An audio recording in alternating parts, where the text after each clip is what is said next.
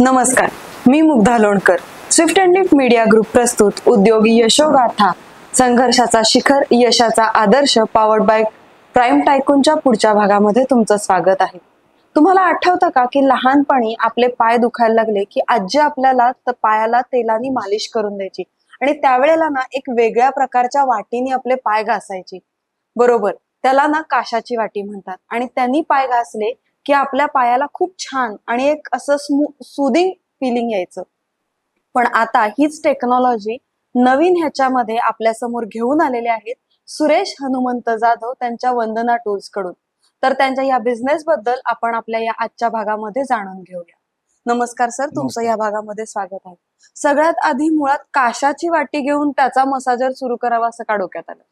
Actually याच्या अगोदर मी आपली कंपनी 2014 मध्ये चालू झाली. ज्यावेळेस मी इंजिनिअरिंगची कामं करत होतो आणि इंजिनिअरिंगच्या कामं करता करता 2018 साली म्हणजे 2014 नंतर असा स्टेप होते की स्टेप बाय स्टेप मी चालत गेलो. सुरुवात केली, पण सुरुवात थोडीशी खडतर होती. खडतर म्हणण्यापेक्षा बिझनेस करायचा आणि माझ्या मिसेसची तब्येत बिघडणं आणि यामुळे जो पैसा मी साठवलेला बिझनेसमध्ये टाकण्यासाठी तो मी उचलला, दवाखान्यात घातला. पण त्यानंतर असं वाटलं की बिझनेस 3 महिने वाट बघितली, पण परत मी बिझनेस स्टॉप केला. स्टॉप न करता तो काय केला की मी जॉब करत तो बिझनेस रन केला. असे 4 वर्ष मी केली. 2018ला परत एकदा एका कंपनीचं, मला चांगल्या कंपनी, नॅशनल कंपनी, मल्टीनॅशनल कंपनीचं काम मिळालं. तर मी परत जॉब एक्झिट केला आणि परत याच्यात उतरलो. 2 महिने कंपन्यांची कामं करत राहिलो. त्यानंतर कास्य थाळी एक मोठे आता बाजार मार्केटमध्ये आहे की ज्याचा व्यवसाय सुद्धा करता येतो. ते सुद्धा आपण मॅन्युफॅक्चरिंग करतो. त्याच्यातून लोकांना चांगलं उत्पन्न पण मिळतं आहे. त्याच्याबरोबर आपण विषय असा डोक्यात लक्षात आला की काही एक्झिबिशन केले नाशिकला. नाशिकच्या एक्झिबिशन मध्ये कस्टमरची रिक्वायरमेंट बघितली की एवढे मोठे, ज्या मशीनची किंमत 30 आणि 40 हजार रुपये ज्या मशीनची किंमत जाते, ते प्रत्येकाला घेणं शक्य नाही होत. बरं, ते घरी घेऊन जाणं आणि रोज मसाजला येणं वयस्कर लोकांना तर म्हणजे शक्यच नाही होत की घरातनं रोज बाहेर पडणं त्या 10 मिनिटासाठी, 10 मिनिटाच्या मसाजसाठी ते होत नाही. मग लोकांची रिक्वायरमेंट बघितली काय आहे की लोकांनी काय सांगितलं की आम्हाला असं काहीतरी एखादी वस्तू पाहिजे की ती 3-4 हजारात मिळून जावी. मग असं केल्यानंतर मला वाटतं जानेवारीमध्ये 26 जानेवारीच्या वेळेस ते एक्झिबिशन होतं नाशिकला. एक्झिबिशन मधून आम्ही आल्यानंतर म्हटलं आपण काहीतरी हे नियोजन करावं. पण मला वाटतं त्यावेळेस आपला पहिला लॉकडाऊन लागला. बरोबर. लॉकडाऊन लागल्यानंतर मी जस्ट एका छोटंसं शॉप होतं, मग हे कासेथळ चालल्यानंतर थोडंसं मोठं शॉप बघितलं की जे मला सफिशियंट होईल. पण त्यानंतर असं झालं की लॉकडाऊन पडला. 2 महिने घरी बसून होतो. तेवढ्या याच्यात नुसतं त्याच्या अगोदर आम्ही डिझाईनला चालू केलं होतं की कसं डिझाईन करता येईल. नुसतं रिसर्च चालू होता. तर ते करता करता असं लक्षात आलं, गावाकडे गेल्यानंतर 3 महिने गावाकडे काढले. 9 मेला माझा स्वतःचा वाढदिवस असतो. त्या वाढदिवसानंतर 15 मेला आम्ही परत पुण्यात आलो. मी आणि माझी मिसेस 2 व्हीलरवरती, स्कूटी होती माझी, स्कूटी नव्हती, मी मेहुण्याची स्कूटी घेतली आणि पुण्यात आलो. पुण्यात आल्यानंतर मग दिवस रात्र त्याच्यावरती काम केलं की कसं डिझाईन करता येईल किंवा कसं. मग त्याच्या ह्याच्यामध्ये डिझाईन केल्यानंतर प्रोडक्शन, त्यासाठी मोल्ड बनवणं ही माझी स्वतःची कला. त्यामुळे मला थोड्याशा अडचणी आल्या नाहीत की म्हणजे जास्त पैसे लावण्याची गरज लागली नाही. तर त्याच्या ह्याच्यात मोल्ड बनवला, स्वतः मोल्ड बनवला, त्याच्यातून प्रोडक्शन काढायला चालू केलं. सुरुवातीला असं लक्षात आलं की काहीतरी चुकतंय. त्यातले काही पार्ट्स आहेत, आम्ही डिसाईड केले एक, पण ज्यावेळेस मार्केटमध्ये असं करून ते प्रोडक्ट लॉन्च केलं आम्ही 1 ऑगस्टला. 1 ऑगस्टला लॉन्च केलं प्रोडक्ट. मार्केटमध्ये ज्यावेळेस पहिलं प्रोडक्ट आम्ही दिलं लोकांना, त्यावेळेस लोकांचे फीडबॅक थोडेसे रॉंग यायला लागले की नाही, ह्याचा त्यावेळेस जी मोटर आम्ही त्याच्यासाठी किंवा जे काही पार्ट निवडले होते त्याचा प्रॉब्लेम आहे, त्याचा आवाज जास्त होतोय. तर आवाज जास्त होतोय म्हणजे काय करायचं. त्यावेळेस मी जवळजवळ 1.5 लाखाचं मटेरियल परचेस केलेलं होतं. पण आणि जी वाटे होती ती ओरिजिनल मला मिळाली नाही. मिळाल्यानंतर आता जे मला जशी पाहिजे होती, ज्या सप्लायरकडनं मिळत होती त्याने मला सपोर्ट एवढा केला नव्हता. ज्यावेळेस थाळ्या मी घेत होतो, तो म्हणत होता की मला नाही हे जमणार एवढं क्वांटिटीमध्ये किंवा त्या ह्याच्यामध्ये जमलं नाही. मग मी दुसरा सप्लायर बघितला, त्याच्याकडून आलं, पण ते मटेरियल ओरिजिनल कास्य नव्हतं. मग त्याचंही मटेरियल काही मी परचेस केलेलं होतं 40-50 हजार रुपयाचं. ते बघितलं, पण कस्टमरचे फीडबॅक आला की वाटी ही कास्याची नाहीये आणि मोटरचा किंवा मशीनचा आवाज पण जास्त आहे. मग त्यानंतर विषय असा होता की मग ते जवळजवळ 1.5-2 लाखाचं मटेरियल आहे ते मी स्क्रॅप केलं. बर. स्क्रॅप केलं अक्षरशः अजूनही ते शॉपमध्ये पडलेलं आहे. पण ते मी टाकून पण दिलं नाही किंवा विकलं पण नाही. आहे ते तसंच आहे. मग त्यानंतर ते चालू केल्यानंतर मग ते परत ते दुसरं मोटर टाकली, त्याला सगळं काही नवीन केल्यानंतर मग मार्केटमध्ये हे चालू केलं. मग लोकांची फीडबॅक चांगली मिळायला लागली आणि त्यातून या प्रोडक्टची आपण निर्मिती केली. निर्मिती केली. हा बिझनेस सुरू करण्याआधी तुम्ही मगाशी सांगितलं की तुम्ही जॉब करत होता, हा. तर तुमचं फील्ड कुठलं होतं आणि तुमची थोडीशी एज्युकेशनल आणि बॅकग्राऊंड, प्रोफेशनल बॅकग्राऊंड? आता प्रोफेशनल बॅकग्राऊंड म्हटलं तर 2010 साली मी मिंडा जॉईन केली. मिंडा जॉईन केल्यानंतर मिंडा कंपनीमध्ये ॲज अ लेथ ऑपरेटर होतो. पण माझी एक सवय होती की नवीन काहीतरी शिकायचं. मग तिथं मला ॲज अ लेथ ऑपरेटर जरी असेल तर मला तिथं मोल्ड बनवले जायचे. चांगले चांगले मोल्ड बनवले. ॲज अ टूल रूम होतं, तिथं काम करायचं. माझं काम संपवून मी ते टूल ऑपरेटर किंवा टूल मेकर आहेत त्यांचे काय कामं करतात, कसे करतात हे बघायला फिरायचं. त्यावेळेस मॅनेजर एवढे शिव्या घालायचे मला की तू तुझं काम सोडून तिकडे का फिरतोय म्हणून.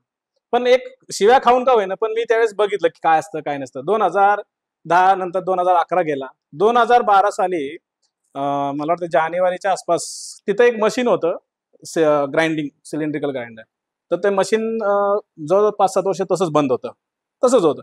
त्याला कोणी ऑपरेटर मॅन्युअली जेवढं सर्च करता येईल तेवढं चालू करत होते, नाहीतर मग ते बंद करा म्हणजे ते बंदच असायचं. मी त्याला ऑटोमॅटिक म्हणजे मी त्याचं मॅन्युअल वाचून ते ऑटोमॅटिक चालू केलं.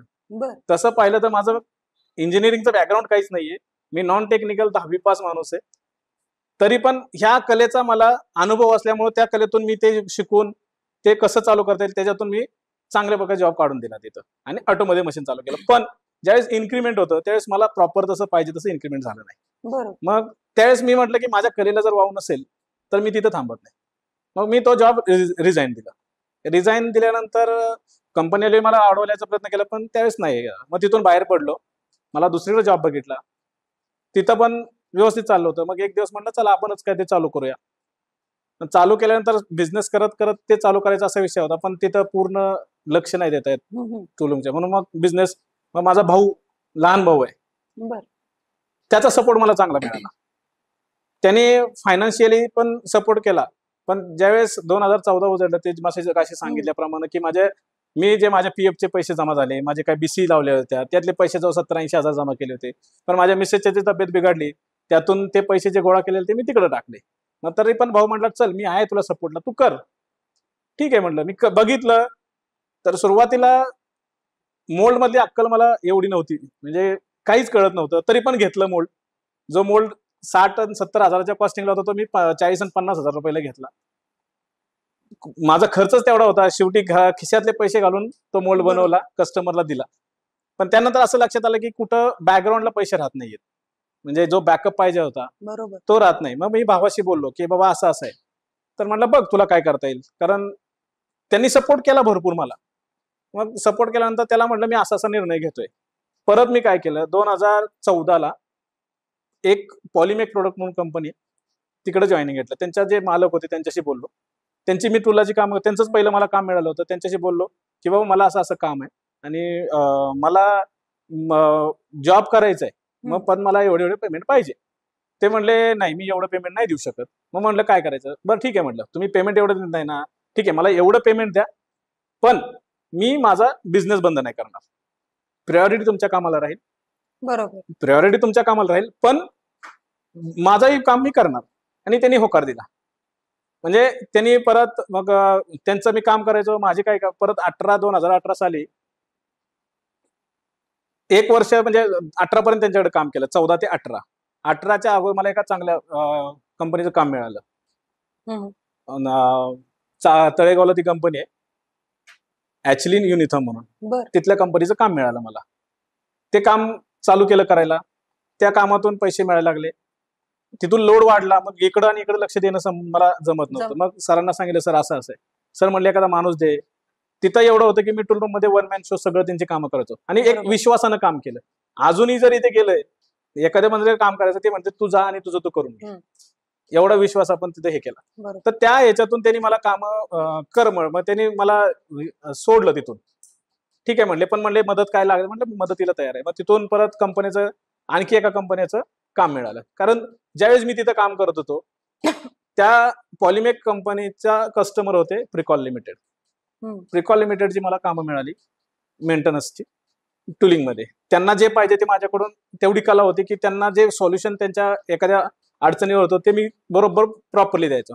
मग तिथून सोडल्यानंतर त्यांना थोड्या अडचणी यायला लागल्या, कारण पॉलिमेकला पण कोणी माणूस नव्हता बरेच दिवस. त्यामुळे त्यांना तिथून ते मिळणं बंद झालं. एक दिवस एक साहेब होते, त्यांचं नाव उदय उपारे म्हणून होते. बर. त्यांनी म्हणले काय आहे की सर माझं एक काम अडलंय पण मला तुमच्याकडून मदत पाहिजे. त्यांनी मला संध्याकाळी 5 वाजता कॉल केला. 5 वाजता कॉल केल्यानंतर मी त्यांच्याकडे गेलो, बघितलं काम बघितल्यानंतर सर म्हटलं पण याच्यासाठी मशीन लागतील. कुठल्या मशीन लागतील? म्हटलं ह्या मशीन लागतील. ते कुठं मिळतील? कुठं असेल आपल्याला, कुठं मिळतील? म्हटलं पॉलिमेक प्रोडक्टमध्ये. ते म्हटले मी सरांशी बोलून घेतो. त्यांनी त्या सरांना फोन केला, सर असंच आहे, कोण काम करणार आहे? तर म्हणले जाधव साहेब आहे. ते म्हणले बिंदास करा. काय म्हणले? बिंदास करा. मग अख्खी रात्र काढून सकाळी त्यांचं काम काढून दिलं. परत असंच एक वेळ असंच परत काम पडलं, परत एकदा गेलो. त्यावेळेस सर म्हणले जाधव साहेब मला काही इकडे यायला परवडत नाही आणि मला ते होत नाही. ते म्हणले एक काम करा, तुमचे डॉक्युमेंट द्या, मी कंपनीचं तुम्हाला काम देतो. मग तिथून परत या कामात सुरुवात झाली. असं करता करता कासे थाळीचे तिथंच एक साहेब होते ते प्रिकॉलमध्ये, त्यांनी मला सांगितलं की जाधव साहेब त्यांनी एक मशीन आणलं विकत व्यवसायासाठी त्यांच्या मिसेससाठी. तर त्याची कॉस्टिंग त्यांना 40च्या घरात गेली.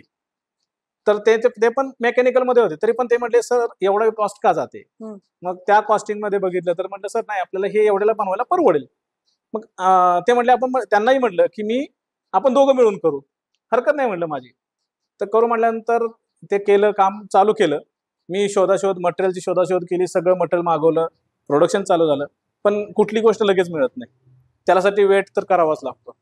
1 महिन्यात पहिला 1 महिना बघितलं, जसं मगाशी बोललो तसं जानेवारीमध्ये आम्ही त्याच्यात डिसेंबरमध्ये सेल बघितला, हार्डली 1-2 मशीन, ते पण नाहीच, म्हणजे कुणाची इन्क्वायरीज नाही की तुमच्याकडे काय आहे.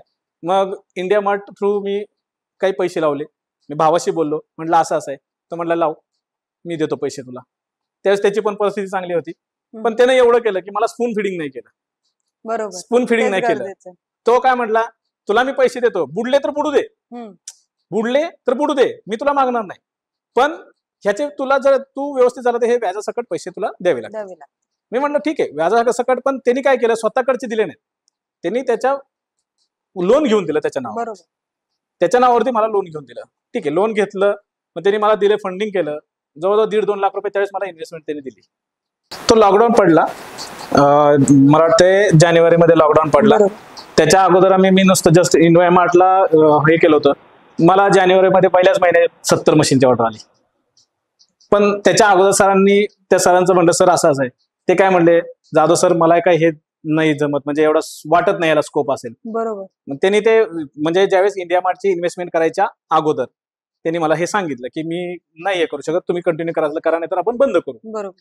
पण मी माझं एकदा टार्गेट होतं की ते करायचं ना तर करायचंच. मग ते त्याच्यात हात घातल्यानंतर ते मटेरियल मागवलं, सगळं झालं, ते चालू केलं प्रोडक्शन. पहिल्या जानेवारीमध्ये मला 70 मशीनची ऑर्डर भेटली. आणि 70 मशीनची ऑर्डर भेटल्यानंतर फेब्रुवारीमध्ये 70 मशीन, जानेवारीपासून स्टार्ट केलं होतं प्रोडक्शन. पहिलं एक्झिबिशन केलं, पहिलंच मशीन तिथं लावलं. आणि एक पहिले कस्टमर इथले होते, तळेगावचे डॉक्टर होते. त्यांची एक मोठी तिथे संस्था आहे आयुर्वेदाची. तिथून आपली एक मशीन त्यांनी घेतलं, पहिलं मशीन त्यांना दिलं, दुसरं मशीन नाशिकमध्ये आपण फ्री ऑफ कॉस्ट सगळ्यांना डेमो दिला. पण तिथं रिक्वायरमेंट म्हटली, त्यानंतर मग हे छोट्या मशीनचं हे सुचलं. हे अशीच थोडी स्टोरी. ऍक्च्युली माझा पुढचा प्रश्न हाच होता की तुम्ही तुमचं ह्या प्रोडक्ट फायनल प्रोडक्टला येईपर्यंत कसं हे करत गेलात, जे तुम्ही आताच एक्सप्लेन केलं सगळं. टीम कशी डेव्हलप केली तुम्ही ह्याच्यासाठी? टीम डेव्हलप केली पहिल्यांदा स्वतः मीच, म्हणजे ऍक्च्युली छोट्या मोठ्या मशीनमध्ये मी स्वतः राबायचो, काय असेल ते स्वतःच करायचो. माझ्याबरोबर एक मार्केटिंगला माणूस होता, त्यांनी सपोर्ट केला चांगला डेव्हलपमेंटला.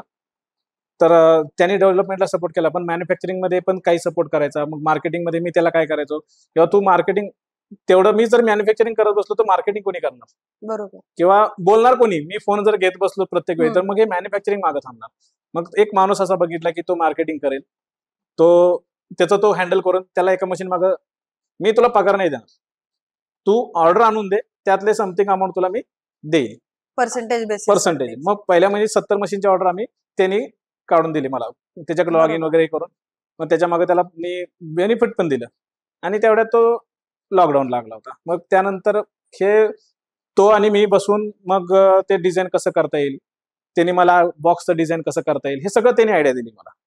माझे स्वतःचं हे मी म्हणत नाही की सगळ्या गोष्टी मीच केलेत, नाही. बरोबर. त्याच्यात हात आहे. मी त्याचं बेनिफिट त्याला दिलं, की त्याचीही गरज होती की त्यावेळेस त्याच्याकडे पैसे पण नव्हते. मग त्याला काही मदत केली मी, बाबा ठीक आहे हे पैसे आलेत ना, हे तुला ठेव खर्चाला आणि मला एवढं एवढं त्याचं काय देणं होतं ते दिलं मी त्याला, ते वरचे पैसे दिले आणि त्याचं चालू.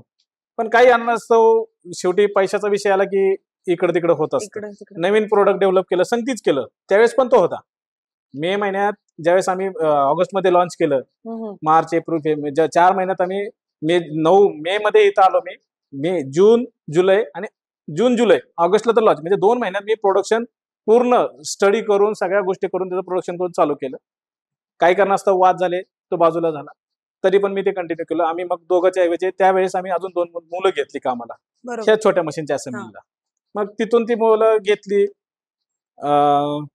त्यानंतर मग असं थोडं थोडं वाढत चाललं. मग ऑफिस थोडं एक छोटा गाळा म्हणजे ऑफिस केलं. मग त्यात छोट्या मशीन मोठ्या मशीनचा सेल चालू झाला. लॉकडाऊनमुळे मोठ्या मशीनचा सेल नव्हता, बरोबर. कारण शेवटी त्यावेळेस कोविड होता. पर्यायच नव्हता. हा, मग त्यात आम्हाला त्याचा फायदा असा झाला की कोविड नंतर लोक बाहेर पडत नव्हती. मग आता तेच लोकांना काशाच्या वाटेची सवय लागलेली, थाळीची सवय लागलेली, मग लोक मार्केटमध्ये सर्च करत होती. त्याचा फायदा आम्हाला मिळाला थोडाफार त्याचा, की घरी बसल्या तुम्हाला ऑर्डर पाणी. आणि आम्ही फोकस केला जास्त डिजिटल मार्केटिंग वरती.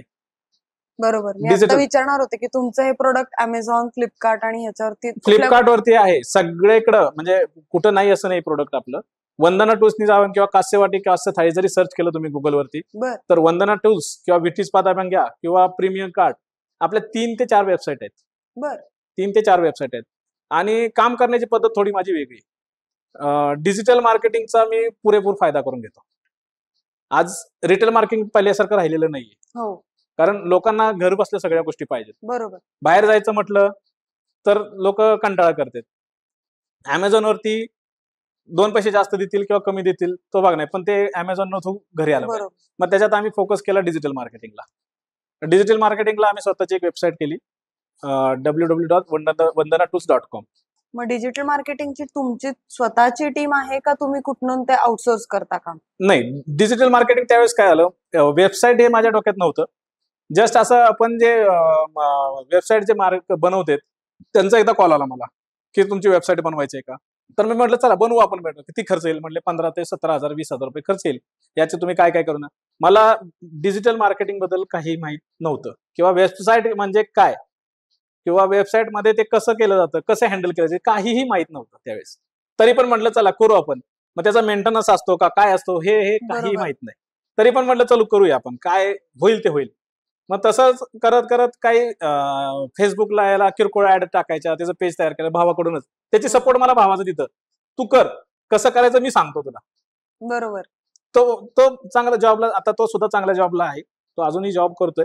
पण भविष्यात म्हणजे असंच आहे की त्यांनी सपोर्ट केला म्हणून इथपर्यंत आहे. मग त्यांनी मला त्यावेळेस सपोर्ट केला की तू फेसबुकवरती हे करतोय ना, तर तू एक काम कर, तुला कसं करायचं ते सांगतो. मग आम्ही एक व्हिडिओ टाकला युट्यूबला, पहिला व्हिडिओ टाकला एक. तो व्हिडिओ पण आपले एक ह्याला शूट केला होता विश्रांतवाडीमध्ये. बर. विश्रांत फोटोविज म्हणून आहे, तर तिथं भरत शिंदे म्हणून आहेत. भरत शिंदेना त्यांच्या मिसेस डॉक्टर होत्या, तर त्या डॉक्टर होत्या, तर त्या डॉक्टरांशी बोलता बोलता विषय झाला होता की हे असं असं आहे. तर ते बोलता बोलता काय म्हणले, माझे मिस्टर हे करतात शूट. ते डॉक्टर आमचे फॅमिली डॉक्टर होते बर. मॅडम. ते म्हणले माझे मिस्टर हेच काम करतात. मग मी त्यांच्याकडे गेलो, पहिले प्रोडक्टचं फोटोशूट करून घेतलं. फोटोशूट केल्यानंतर काही व्हिडिओ सरांना म्हटलं सर असं असं आहे, मला व्हिडिओ बनवायचा आहे. तर त्यावेळेस तो एक आता युट्यूबला आहे व्हिडिओ, तर तो आम्ही बनवून घेतला. त्याचा सर म्हणले आपल्याला साधा व्हिडिओ बनवायचा आहे, कसं करता येईल. सर म्हणले मला काही नका देऊ. ते पण सरांनी मला एवढं कॉपरेट केलं की ते म्हणले मला काही नका देऊ, आपल्याला कुणाचं म्हणजे एखादी ऍक्ट्रेस म्हणा किंवा कुणाला आणायचं नाही, सगळे व्हिडिओ आपणच बनवायचे. पहिला व्हिडिओ तो बनवला छोटासा. परत त्यानंतर एक ऍक्ट्रेस आम्ही बघितली, अजून एक व्हिडिओ बनवला. त्यानंतर आमचा तेवढ्या 2 व्हिडिओवरती आम्ही थांबलो. परत व्हिडिओ काही जास्त केले नाही. त्यानंतर मग स्वतः त्या मार्केटिंगला वेळच नव्हता. मग कसं करायचं, मग ते मेंटेनन्स कोण करणार, काय करणार. मग आजचे काही असं त्यावेळेस कामगार माझ्याकडे 2च होते आणि गरज नव्हती, 2 ते 3 कामगार होते. आणि मी चौथा आणि मार्केटिंग, अशी 5 जणांची टीम आमची. ती 5 जणांच्या टीम मध्ये 2 जण मॅन्युफॅक्चरिंग, त्यात मोठं मशीन छोटं मशीन ते बनवायला लागले, की त्यांना मी पण सपोर्ट करायचो. पण लॉकडाऊन नंतर एक गंमत सांगायची अशी, लॉकडाऊन नंतर परवानगी नव्हते, इकडून गाड्या बंद गाड्या होत्या, बंद एसट्या बंद होत्या. होत्या. लॉकडाऊनच्या अगोदर जी मशीन दिली होती, 2 मशीन बंद असल्यामुळं त्यांना तो मशीन बंद, पावसामुळे काहीतरी पाणी शिरलं होतं मुंबईला आणि त्या कस्टमरच्या घरात पाणी शिरलं होतं, त्या मशीन सगळ्या पाण्यातनं पाण्यात हे झाल्या होत्या. तर सर म्हणले, त्यांनी फोन केला, सर असा असा प्रॉब्लेम आहे, काय करायचं, आणि मला मशीन आत्ताच्या आत्ता पाहिजे. आता करायचं काय? मी त्यावेळेस स्कूटी घेतली, माझ्याकडे ज्युपिटर होती. ज्युपिटर घेतली, मशीन मागं बांधलं आणि इथून मी मुंबईला गेलो, पुण्याहून. 25-30 किलोचं मशीन. बरोबर. आणि सकाळी मी 10 वाजता निघालो. कस्टमरच्या जवळ 3 वाजले, मला 2-2:30 वाजले पोहोचायला. कस्टमरचं रिपेअरचं काम करून मशीन रिप्लेस करून ती मशीन घेतली आणि संध्याकाळी 8 वाजता मी परत आलो. म्हणजे ते स्ट्रगल पण, म्हणजे टू व्हीलरवरती मुंबईला जाणं, म्हणजे जिद्द असली की आपण काही करू शकतो. म्हणजे जिद्द होती मला, म्हणजे कुठलं नाही म्हणायची सवय नाही, किंवा नाही होत नाही हा विषय नाही माझ्याकडे. कुठलंही काम असू द्या, मी नाही म्हणत नाही, पण ते शेवटी नेतोच. आणि त्यानंतर मग हे मार्केटिंगचं टीम, एक मार्केटिंगचा एक मुलगा बघितला, त्याला वेबसाईटचं ज्ञान होतं, त्याला म्हणलं हे असं आहे. मग त्याला महिन्याला सॅलरी ठरली, की सर मला एवढं एवढं द्या, मी तुमचं हे सगळं बघतो. नॉलेज नाही, काय करायचं, त्याला पगार द्यायचा ठरला, पण तसं उत्पन्न मिळत नव्हतं. मग विषय झाला की एक प्रीमियम कार्ड म्हणून कंपनी, जे मार्केटिंगसाठी आपलं प्रोडक्ट त्यांनी मागितलं. सगळं ब्रँडिंग आपलंच, ब्रँडिंग आपलंच करणार, फक्त त्यांच्या वेबसाईटला ते विकणार.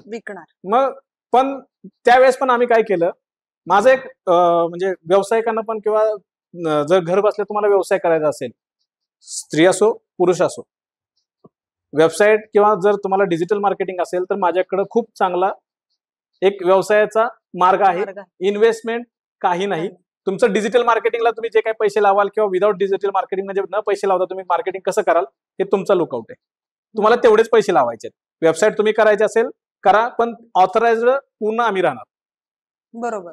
तुम्हाला वेबसाईट हँडल करायचे, करू शकता, हरकत नाही, पण त्याचं जे हे राहणार, त्याच्यावर आमचं अधिकार राहणार पूर्ण. बरोबर.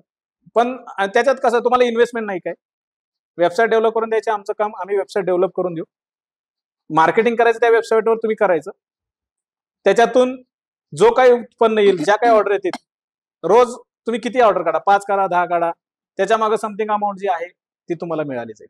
आणि मी तसं आता सुद्धा तसंच करतोय. ते मार्केटिंग प्रीमियम कार्ड आहे, त्यांनी पण नंतर बघितलं, त्यांना काही इश्यू आले, त्यांचे पार्टनरशिप मध्ये होते, त्यांनी मला कॉल केला, सर असा असा इश्यू आहे. मग म्हणलं काय, म्हणले मला त्या पार्टनरचे एवढे एवढे पेमेंट करायचंय. म्हणलं करून टाका आणि प्रीमियम कार्ड आपल्यालाच आपल्या नावावर करून घ्या. मग त्यांनी म्हणले सर बरोबर आहे, मग ठीक आहे. नंतर मार्केटिंग मध्ये चांगले हुशार माणूस होते, त्यांनी एवढं आपल्याला ऑर्डर दिल्या, खूप ऑर्डर दिल्या त्यांनी, आणि त्याच्यामुळे आज आपण खरंच स्टेबल आहे. आणि मी त्यांचे कधीच म्हणजे त्यांनी जे त्यांचे एफर्ट्स आहेत त्यांचे, तर त्यांना पैसे मिळाले, त्यांच्या अडचणीला मी उभा राहिलो, त्यांचं म्हणजे त्या एवढे खुश झाले. आणि माझा स्वभाव असा आहे की एखादा अडचणीत असेल तर तो परत, त्याला जर काही आर्थिक मदत लागत असेल किंवा माझी स्वतःची, मी मागं पुढे बघत नाही. त्याच्याकडनं माझ्या कामगारासुद्धा बाबतीत, माझ्याकडे कामगार आहेत, मी म्हणत नाही की ते माझे कामगार आहेत आणि मी त्यांना कामगार असतात.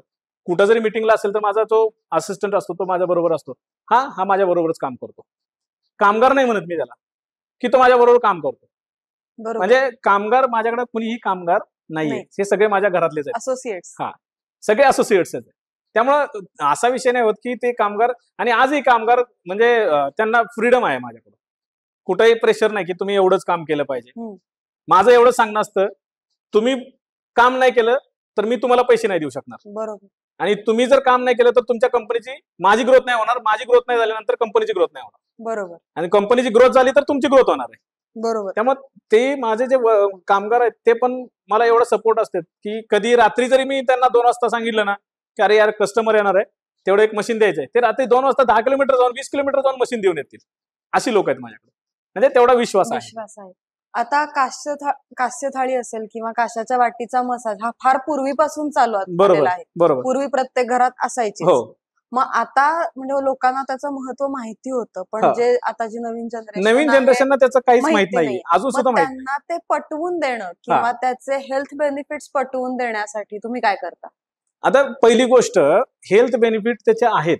जर काही प्रूफ जर बघितले तर तुम्ही तुमचे तळपाया जर भेगा असतील, मी सांगतो तुम्हाला की तुम्ही कमीत कमी 15 दिवस करा आणि तुम्ही मला त्याचा रिझल्ट सांगा. बरोबर त्यांनी एवढा फायदा होतो. माझ्या घरी स्वतः माझी आई वापरते घरी. बरोबर माझे आता मिसेस घरी वापरते. माझ्या घरी एक मशीन ठेवलेलं आहे मोठं. मसाज करते, जळजळ होती ती थांबते पायाची. बरोबर आणि आता यंग उष्णता कमी जनरेशन, होती शरीरात. काही यंग जनरेशन म्हणा किंवा जे इंडस्ट्रीज मधले आहेत, तर त्यांचं म्हणणं कसं होतं की काशाच्या प्रत्येक वाटीनं जर पायाला घासलं तर काळं पडतं प्रत्येक. पण माझं असं मत आहे की हे साप चुकीचं आहे. वाटी काळी होती. वाटी काळी होत नाही. जर तुमची वाटी जर ओरिजिनल असेल तरच काळी पडते. तेच पण तुम्ही मसाज करायला तर आपण आता 2-4 जण बसलेलो आहोत समजा, किंवा त्यामध्ये जर तुम्ही सर्च केलं तर तुम्हाला असं जाणवेल तुमच्या पायाचं काळं पडण्याचा जो हे आहे, Period आहे. जेवढी जेवढ्या व्हॅल्यू मध्ये ते काळं पडायला पाहिजे, डार्कनेस तो कमी जास्त आहे. हे मी प्रूव्ह करून दिलेलं आहे बरोबर की तुमच्या शरीरामध्ये जर तुम्हाला जो त्रास असेल तरच ते काळं पडतं, अदरवाईज काळं पडत नाही. नाही. लहान मुलांच्या काळं पडत नाही. बरोबर लहान मुलांच्या पायावरती कधीच काळं पडत नाही. राहिला विषय वयस्कर लोकांच्या पण काही लोकांच्या ह्याच्यात आपण जर 4 लोक मी बघितली, 4 लोकांच्या आता ऑफिस मधले काय केलं, एक ट्रायल म्हटलं चला करू, आपण स्वतःच ट्रायल करू. 4 मधले 4 ऑफिस 5-6 लोक आहेत, त्यांना सगळ्यांना बसवले एक 5 बाटल्या बघितल्या, प्रत्येकाचा कलर हा वेगळ्या पद्धतीचा. मग मला हे म्हणायचं की ते कलरचं काळं पडण्याचं पद्धत त्याच्यावर डिपेंड करतं की ती कासेची वाटी ओरिजिनल आहे की नाही. जर ओरिजिनल असेल तर सगळ्यांच्या ते काळं पडतंच. तुम्ही थाळीवरतीचा विषय केला तर तुम्ही थाळीचा विषय घेतला तर काही माझ्याकडे फोटोग्राफ्स आहेत, तुम्हाला मी नंतर दाखवतो. त्याच्यात तुम्ही जर विचार केला तर प्रत्येकाचं पाय आहेत ना एकसारखं नाहीये. बरोबर एकाच्या पायाला काळं पडतंय तर दुसऱ्याच्या पायाला काळं पडत नाही, तिसऱ्याच्या याला पडतंय तर चौथ्याच्या याला पडत नाही. आणि हे सायंटिफिकली काही ठिकाणी आम्ही मध्ये ह्याला पण जाऊन आलो, आम्ही दुबईला जाऊन आलो एक्झिबिशन साठी. तर तिथं पण आम्ही एक डॉक्टर राजन म्हणून होते, त्यांच्याकडे एक डिव्हाइस होतं की आपल्या शरीरातले जे काय म्हणतो त्याला, पार्ट्स आहेत थोडक्यात, की त्या पार्ट्स वरती ते आपल्या बोटावरती ते हे करतं, ठसे घेतं आणि body left and right balance आहे की नाही चेक करतं. तर त्याच्यात एवढे भारी रिझल्ट मिळाले की आफ्टर आणि बिफोर जे बॅलन्स असं वर खाली होतं ते कुठंतरी जवळ आलं, संतुलन सारखं आहे. म्हणजे म्हणून ते असं बॉडी ऑर्गन्स जे आपल्याकडे 32 प्रकारच्या बॉडी ऑर्गन्स आहेत, त्या बॉडी ऑर्गन्स वरती ते वर्किंग करतं. म्हणजे आपण म्हणू की याच्यात काय नाही. मग हे कसं सिद्ध झालं? जर बिफोर आपण एकाचं नाही ना, ठीक आहे एकाचं मान्य केलं, पण दुसऱ्याचं पण तसं व्हायला पाहिजे ना. तसं नाही, पण प्रत्येकाचं थोडंफार का होईना पण बॅलन्स होतंय. जिथं 32 आहेत त्यातले 30 बॅलन्स झाले, 2 राहिले, किंवा 15 झाले, 13 राहिले, असं. मग ते तेवढ्या पद्धतीने हे झालं. बरोबर. आता ह्याच्यामध्ये कसं असतं की एखाद्या डॉक्टरनी त्या महत्व सांगितलं की हे तुमच्या तब्येतीसाठी चांगले. फॉर एक्झाम्पल शॅम्पूची ऍड, डर्मिटॉलॉजिस्टने सांगितलं की तो शॅम्पू छान आहे, बरोबर, तेव्हा तो खपतो. बरोबर. मग तसं तुम्ही कुणाशी पार्टनरशिप केली का, किंवा तुमच्या बरोबर असे कोणी डॉक्टरांची टीम वगैरे की जे ह्याचं महत्व पटवून देतात, आयुर्वेदिक किंवा योग डॉक्टरांची टीम म्हणण्यापेक्षा आपण काही डॉक्टर्स आहेत, निर्विकार आयुर्वेद म्हणून भोसरीमध्ये पुण्यात एक हॉस्पिटल आहे मोठं, खूप छान हॉस्पिटल आहे, त्यांचे डॉक्टर निलेश लोंढे म्हणून आहेत. मलाही शंका होती, मी एक वेळ गेलो, सर असं आहे. सर म्हणले की आयुर्वेदात याचं खूप पूर्वीपासून महत्व सांगितलेलं आहे. पाद्याभ्यंग हा एक आयुर्वेदाचा एक भाग आहे आणि त्याच्यात कासेची वाटी असेल तर त्याच्यातून आपल्या बॉडीच्या शरीरातली उष्णता असेल, पित्ताचा त्रास असेल तर हे कमी करतं. हे त्याला आधार आहे, म्हणजे आयुर्वेदामध्ये त्याला आधार आहे आणि ती डॉक्टरांची टीम पण आपल्याला सपोर्ट करते. बरं, म्हणजे हे डॉक्टरांच्याकडनं सर्टिफाईड केलेलं आहे, म्हणजे तसं सर्टिफिकेशन आहे. डॉक्टरांनी सांगितलंय की हे काशाची वाटी हे महत्व आहे. आज सुद्धा त्यांच्याकडून त्यांच्या हॉस्पिटल किंवा त्यांची जे ऑर्गनायझेशन आहे त्यांच्या ऑर्गनायझेशन सुद्धा ते मला काही सपोर्ट, म्हणजे आज आयुर्वेदाचे पंचकर्म सेंटर्स आहेत. पंचकर्म सेंटर्स मध्ये पहिलं काय होतं, काशाच्या वाटीनं कंटिन्यू घासायला लागायचं. पण ते आता त्यासाठी मॅन पॉवर वेगळी, त्याच्यासाठी वेळ जाणारा वेगळा. त्यापेक्षा आता कस्टमर आलेत, त्यांच्यामध्ये एक पादाभ्यंग थेरपी आहेच. मग त्यांना काय 10 मिनिटं एका जागेवर छोटी चेअर बसून दिलं, बसले, हम्म. मसाज झाला. त्यांची पादाभ्यांगाची ती थेरपी पण होते. बरोबर म्हणजे आयुर्वेदात आहे, पादाभ्यांग थेरपी आयुर्वेदात आहे. आहे. हा. आताचे इंजिनियर्स, हा. टेक्निकली लॉकडाऊन मधले इंजिनियर्स हे खूप इंजिनियर्स अवघड आहे नाहीये. मॅडम, खूप अवघड आहे. आणि आपल्या वेळेचं जे होतं त्यांना अनुभवाने आलेलं शहाणपण आहे, आणि त्यांचं थेरॉटिकल आहे. तेच सांगतो मी, ज्या वेळेस कंपनीचं काम करतो, मी एखाद्या कंपनीत जातो, मला कोणी म्हणत नाही की मी नॉन टेक्निकल आहे. अक्षरशः मला 10वीला 38% मार्क्स आहेत.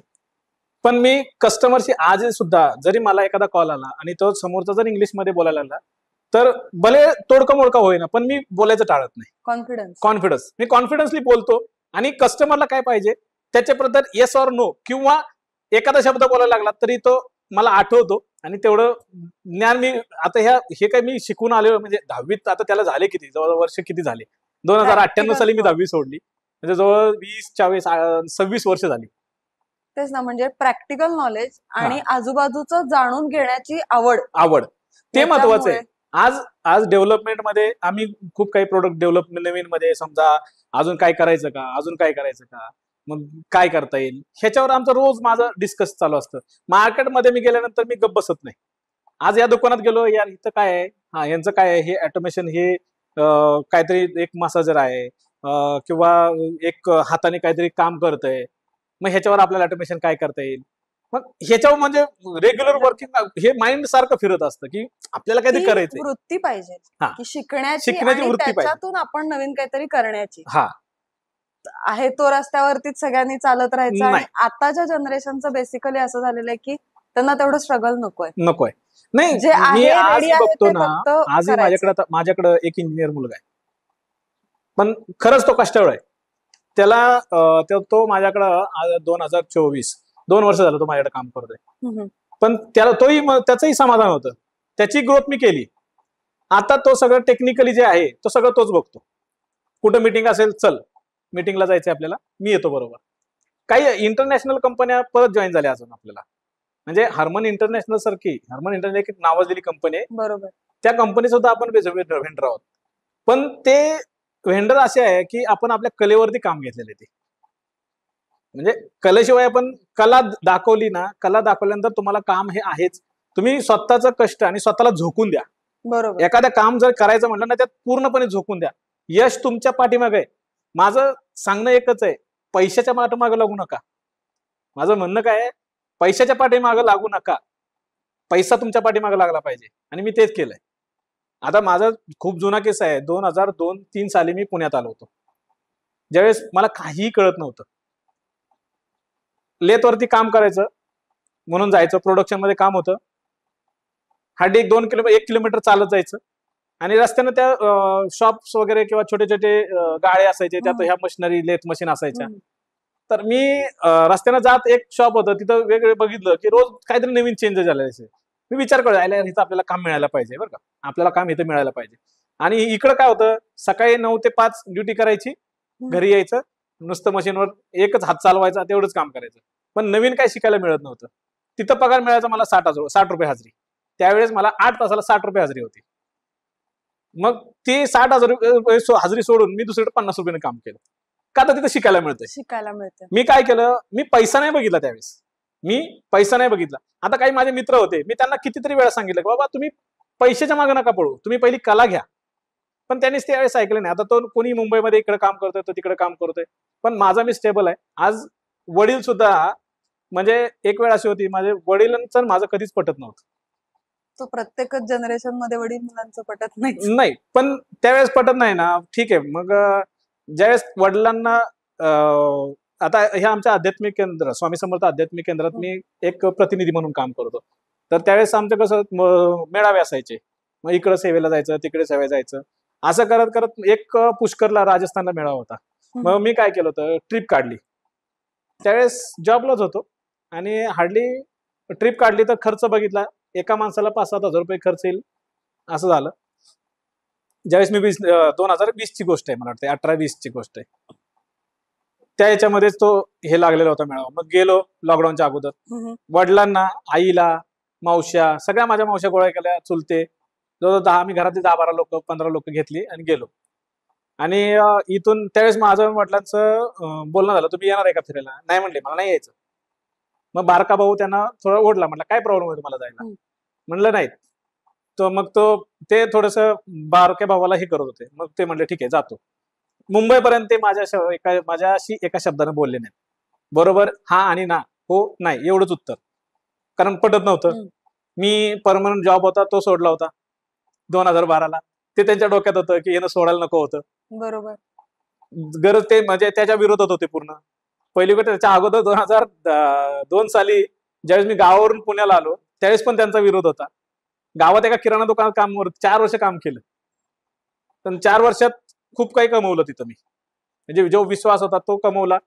आज एक म्हणजे जरी आज गावात जरी गेलो तरी म्हणजे बघण्याचा दृष्टिकोन बदलतो लोकांचा.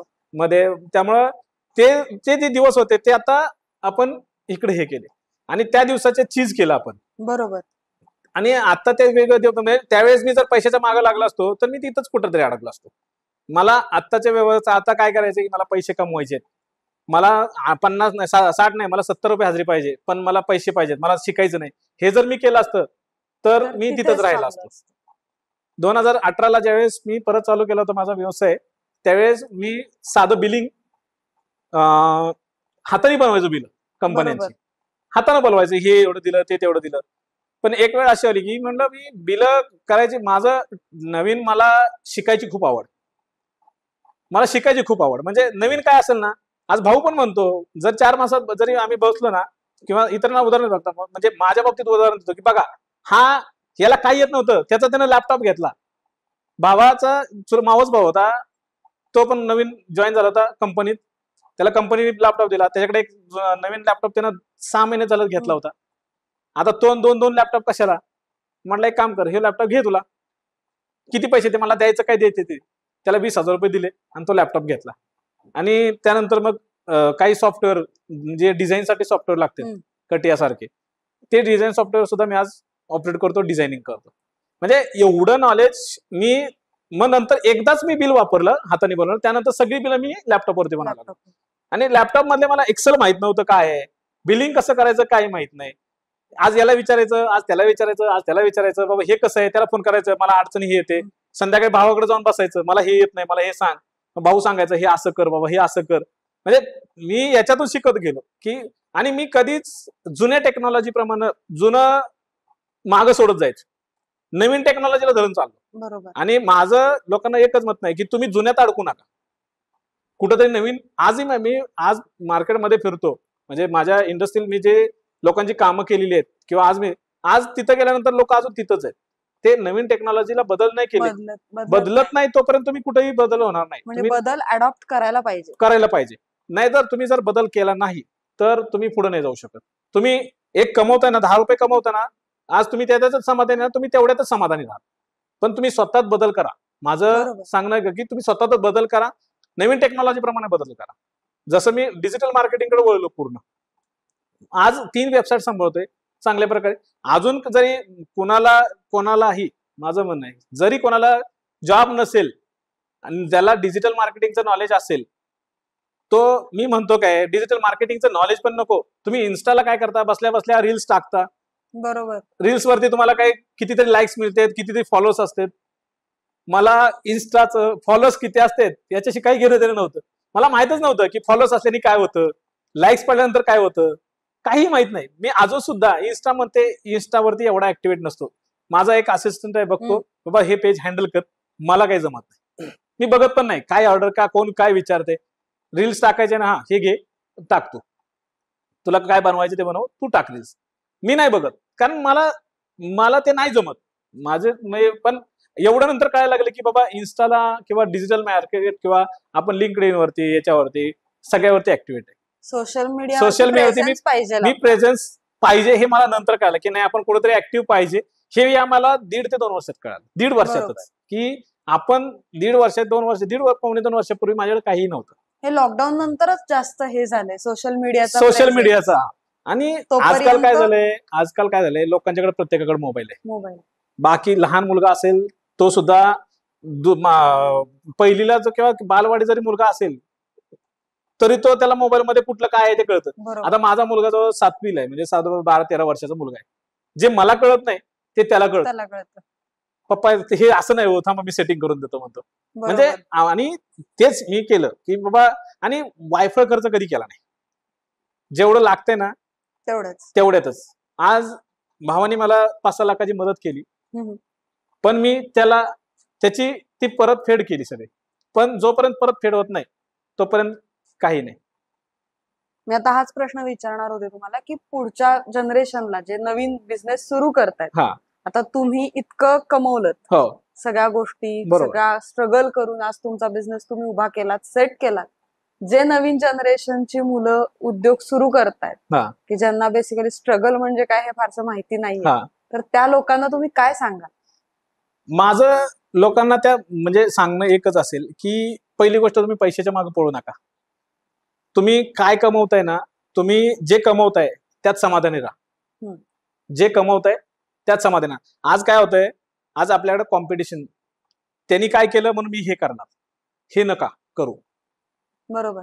तुम्ही त्यांनी केलं ना, ठीक आहे बाबा, माझ्या आज नाही पण उद्या येईल माझ्याकडे. आज नाही उद्या येईल माझ्याकडे. म्हणजे ह्या गोष्टी पाहिजेत. मला नवीन व्यावसायिक आहे त्यांना हेच सांगणं आहे की तुम्ही पैशाच्या पाठीमागे लागता, नवीन काहीतरी शिका, नवीन टेक्नॉलॉजी पाहणे तुम्ही स्वतःला बदला. आणि जर आता कस्टमरशी जर मी बघितलं तर कधी कधी काय होतं, कस्टमरची चूक असते तरी पण आम्ही म्हणत नाही की कस्टमर तुमची चूक आहे, ठीक आहे आमचं चुकलं, कुठंतरी ऍडजस्ट करायला लागतं. बरोबर. आमचं चुकलं, त्यानंतर कस्टमरला ऑटोमॅटिक जाणवतं की नाही आपणच चुकलो होतो इथं, ते त्याला जाणवतं नंतर. बरोबर. त्याचा फायदा नुकसान ते त्याच्या बरोबर आहे. पण कस्टमर ज्यावेळेस काय होतं, नाही यार आपण एवढंच खोटं सांगून सुद्धा ती कस्टमरचे किंवा समोरचा माणूस सुद्धा किती व्यवस्थित बोलला, बरोबर. मग तो त्याची लँग्वेज ऑटोमॅटिक. आता परवाचाच एक किस्सा होता, माझी मार्केटिंगची टीम बसली होती आणि त्यांची ऑर्डर लेट झाली आणि काहीतरी टेक्निकल प्रॉब्लेम आल्या, मशीन ते बंद केलं. त्या कस्टमरनी कॉल बॅक केला की बाबा त्यांच्या माझ्यापर्यंत ती गोष्ट आली नाही. ते कस्टमरनं मार्केटिंगवाल्याला कॉल केला, त्यांनी त्यांना सांगितलं सर काही असा इश्यू आहे, ते इश्यू आहेत. तो शेवटी वैतागला. त्यांनी काही अथॉरिटी मी दिलेल्या नाहीये माझ्या माणसांना, पण तरी पण त्यांनी पण माझ्याकडे हायलाइट केलं नाही की सर असा इश्यू होतोय.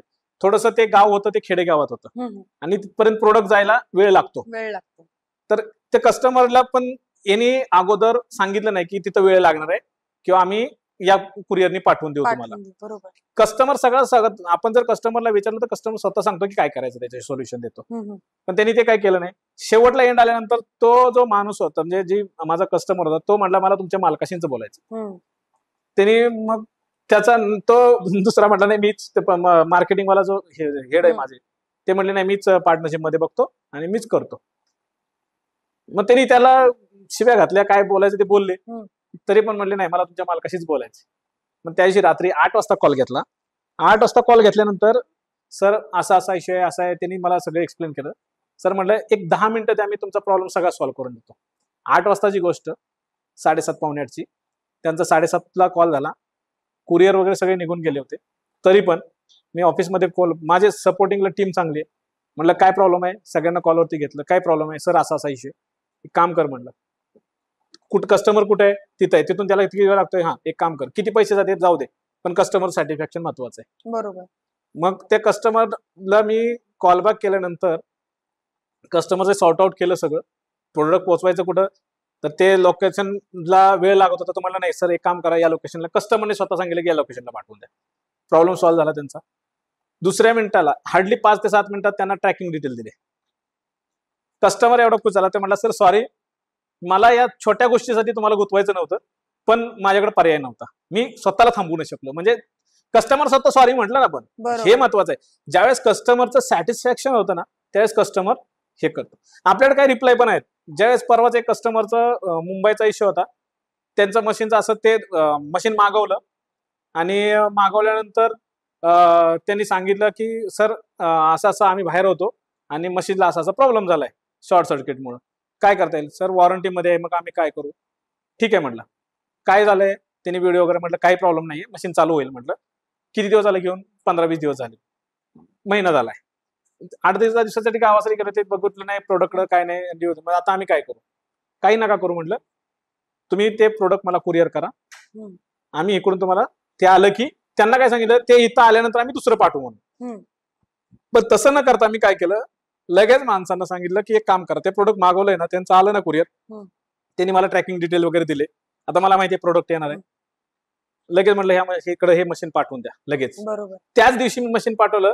कस्टमरचं त्याचं प्रोडक्ट यायच्या अगोदर त्याकडे गेलं, तो कस्टमर किती खुश झाला. बरोबर. तसं म्हटलं सर्व्हिस म्हणजे वंदना टूल्स किंवा विटीज पादाप्यांगा हे माझं ब्रँड नेम आहे. बरोबर. हे म्हणजे सर्व्हिस बाबतीत मी कुठेही कारकुचर कर म्हणजे अजिबात नाही. बरोबर. तुम्हाला 2 पैसे किती लॉस होतोय तो नाही बघत, पण मला कस्टमर महत्वाचा आहे. क्वालिटी आणि कस्टमर. आजकाल मार्केटमध्ये कसं होतं, अमेझॉनवरती लोक जातात, हो. पण लोकांची मेंटॅलिटी आपल्या भारतात खूप, मला म्हणजे बोलणं चुकीचं वाटतं, पण प्रोडक्ट घेते, बघायचं, नाही आवडलं परत करून टाकायचं. तुम्ही एकदा बघून घ्या ना, तुम्हाला नाही आवडलं, मग याच्यात माझा पण लॉस आहे. आणि काही कस्टमर असे बघितलेत ना की बळच घ्यायचं, रिव्ह्यू टाकायचा आणि देऊन टाकायचं प्रोडक्ट. आणि काहींचे रिव्ह्यू एवढे छान आहेत, तुम्ही बघा, जर गुगलला आपले रिव्ह्यू बघितले तर तुम्हाला रिव्ह्यू पण दिसतील त्याच्यात, अमेझॉनला पण. म्हणजे द्यायचे रिव्ह्यू तर तुम्ही काही कारण असेल तर द्या ना, बरोबर, जिनियन कारण असेल तर द्या. माझा तर रिटेलरनं प्रोडक्ट घेतलंय, आता त्यानं बिल नाही दिलं, त्याला मी काय करणार आहे? बरोबर. त्याला मी जबाबदार नाही राहणार ना. तुम्ही त्याच्याकडे बिल मागा, तुम्ही म्हणा तुम्ही बिल नाही दिलं मला, मी काय त्याला करू शकत नाही ना. बरोबर. मग असं करत कस्टमरचे रिव्ह्यूज असते, तरी पण आम्ही कस्टमर सॅटिस्फॅक्शन साठी, म्हणजे कस्टमर इज अ गॉड, देवच आहे तो माझ्यासाठी. आणि मी त्याला लाथाडत नाही. ज्या दिवशी तो म्हटला ना कस्टमर, सर संडे आहे, रविवार आहे, पोरं आहेत का कोणी बघायचं, नसेल तर आपण स्वतः जायचं, ऑफिसमध्ये बसायचं, त्याला प्रोडक्ट द्यायचं. पण म्हणायचं नाही की कंपनी माझी बंद आहे, नाही. हा जिनियन कारण असेल, सणच असेल, मी नसेल जागेवर, मग ठीक आहे. पण असं होत नाही कधी की 24/7 आम्ही हजर असतो, सपोर्ट तुम्ही सपोर्टिंगला. पुढच्या 5 वर्षात तुमचं काय आहे, म्हणजे वंदना टूल्सला कुठे बघता? What are your future plans? आता पुढच्या 5 वर्षात जर बघितलं तर आता सध्या आपण हे कासेवाटी कासे थाळीमध्ये आहे. इंजिनिअरिंगचं 2-3 कंपन्यांचे काम आहे. वंदना टूल्स आता साधारण आपला 3 CR टर्नओव्हर आहे इयरली. बरोबर. तर तो 3-5 वर्षांत तो दुप्पट किंवा तिप्पटचा मी आशा करतो. आणि त्या पद्धतीने माझं काम पण चालू आहे. आणि आपल्याकडे नवीन नवीन काय प्रोडक्ट डेव्हलपमेंट, जे मार्केटमध्ये नाही ते आपण करतो, जे मार्केटमध्ये नाही ते आपण करतो. आता ह्या सगळ्याला, हे सगळं असंच चालू ठेवण्यासाठी एखाद्याचा असं म्हणजे फंडा म्हणतो ना आपण, की ह्याच्यावरती माझा विश्वास आहे आणि हेच मी करत राहणार, असा फंडा काय आहे तुमचा? आता तो फंडा म्हणजे माझा आत्मविश्वास हा माझा फंडा आहे. महत्वाचं काय आहे, मला माहितीये हे प्रोडक्ट चालणार आहे, तो माझा आत्मविश्वास आहे. मी हे सांगू शकत नाही की हा माझा फंडा आहे, मी हे करतो, मी हे करणार नाही. काही प्रोडक्ट्स आहेत त्या बाबतीत माहिती आहे की हे प्रोडक्ट आपलं चालणार आहे, मी त्यात हात घालतो आणि ते कम्प्लीट करतो. चांगले, म्हणजे ऍक्च्युली खूप छान वाटलं आणि खूप स्पॉन्टेनियस तुम्ही सगळ्याचीच माहिती दिलेली आहे. या प्रोडक्ट विषयी थोडंसं एक्सप्लेन करा ना आम्हाला. आता हे बघितलं तर याच्यामध्ये काय, आपण 5 टाईपचे प्रोडक्ट आहेत. आता लोकांच्या बजेट प्रमाणे, आता काही लोकांचं बजेट 2,500 रुपये, 3,000 रुपये, 4,000 रुपये, डिपेंड ऑन इट आहे. आणि याच्यामध्ये जर बघितलं तर तुम्ही आता हे प्रोडक्ट आपलं पॅकेजिंग असं येतं, याच्यामध्ये एक तुम्हाला वॉरंटी कार्ड मिळतं, एक डस्टर मिळतो जे पाय पुसण्यासाठी, एक ऑइलची डब्बी मिळते, याच्यात आपण खोबरेल तेल याचा सॅम्पलसाठी देतो, नारियल तेल. म्हणजे जरी तुम्हाला ट्रायल घ्यायची असेल तर तुम्ही ती घेऊ शकता, की बाबा नाही मला आज इथं बसलंय, मला बघायचंय, तुम्ही लगेच त्याची ट्रायल घेऊ शकता. यासाठी आपण एक सॅम्पल पण दिलेलं आहे. याच्याबरोबर 3 वाट्या देतो. हे एक KT09 म्हणून प्रोडक्ट आहे आपलं, याच्याबरोबर 3 वाट्या येतात. ही जी वाट्या आहे ही आपण बॉडीसाठी किंवा पायासाठी ही त्याच्यासाठी वापरू शकतो. दुसरी वाटी आहे, याला तुम्ही जर बघितलं तर हे ॲक्युप्रेशर पॉइंट्स आहेत. तर ह्या पॉइंटमुळे कसं होतं की जे फिलिंग आहे, फिलिंग तुम्हाला जसं पाहिजे तुम्ही जर वापरलं तर तुम्हाला लक्षात येईल की ह्याचे फिलिंग आणि याचे फिलिंग, याने काय होतं, तुम्हाला जे पायाचे ॲक्युप्रेशर पॉइंट्स असतात ते एकदम प्रॉपरली प्रेशर दाबले जातात. हे त्याचं महत्व. आणि काशाचा जो गुणधर्म आहे ती ही वाटी काम करते. म्हणजे काशाचा गुणधर्म उतरायचा, कारण याचे कॉन्टॅक्ट जर बघितलं तर कॉन्टॅक्ट कमी येतो आपल्या पायाशी. त्यामुळे काशाचा गुणधर्म काय आहे की मसाज करणे. याच्यात काय होतं, कास प्लस आपलं ॲक्युप्रेशर पॉइंट हे दोन्ही कामं होते त्याच्यात, म्हणून ही वाटी आपण डेव्हलप केली. तिसरी वाटी आहे फेस मसाजसाठी. तुम्ही याच्यासाठी फेस मसाज सुद्धा करू शकता. आपलं ऑलिव्ह ऑइल असेल किंवा जे आपल्या फेशियलच्या क्रीम असतात त्या लावून हे तुम्ही मसाज करू, याने चांगल्या आपल्या चेहऱ्याला ग्लो येतो. हे असं आहे. आणि त्याच्याबरोबर आपण हे देतो ते मशीन, हे इलेक्ट्रिक मशीन आहे आणि हँडी आहे, वजनाला अगदी हलकं आहे. तुम्ही जर हातात घेऊन बघितलं हार्डली 300 ते 400 300 350 ग्रामच्या बरोबर. वर वेट नाहीये. बरोबर. आणि वयस्कर लोकांना तुम्ही जर बघितलं तर ते वजनाचं आता मार्केटमध्ये भरपूर काय आले की लोक एखादं चायनाचे मशीन घेतात, त्याला फोटो वाढले होते, त्याचं वजनच 1 किलो भरतं. बरोबर. मग ते हँडलिंग करणं आणि त्याचं स्पीड वगैरे आम्ही याचं जे तुम्ही जर बघितलं याचं स्पीड आपण एवढं प्रॉपर मेंटेन केलंय की जर तुम्ही पायावर मसाज करायला लागला तर ते सटकत पण नाही. सटकत नाही. आणि तुम्ही जर हाय स्पीडचं घेतलं तर ते, आणि ह्याच्या तुम्ही कसंही प्रेशर त्या पायावरती थांबत नाही, हे महत्वाचं फंड आहे. आणि तुम्ही जर मार्केटमध्ये गेला तर चायनाचे प्रोडक्ट येते, त्यात वाटी बसवायची आणि त्याला फिरवायचं, त्याचं 2,500-3,000 RPM असतं, 2,000 RPM असतं. तुम्ही कसं काय पायावर थांबलं? 2,500-2,000 RPM म्हणजे तुम्ही पायाचं कातडी काढून घेण्यासारखं काम आहे. जर त्याच्यावर थोडं प्रेशर दिलं तर ते थांबून जातं. मग वजन पण आणि ड्युरेबिलिटी, बरोबर. सर्व्हिस, ह्या गोष्टीवरती आपण फोकस करतो. आणि हे आपलं स्वतः मॅन्युफॅक्चरिंग केलेलं प्रोडक्ट आहे, नाही कुठून आपण इम्पोर्ट केलेलं. बरोबर. नाही खरंच हलकं आहे. हलकं आहे, वजनाला म्हणजे एकदम हलकंच आहे, त्यामध्ये वापरायला पण जड जात नाही.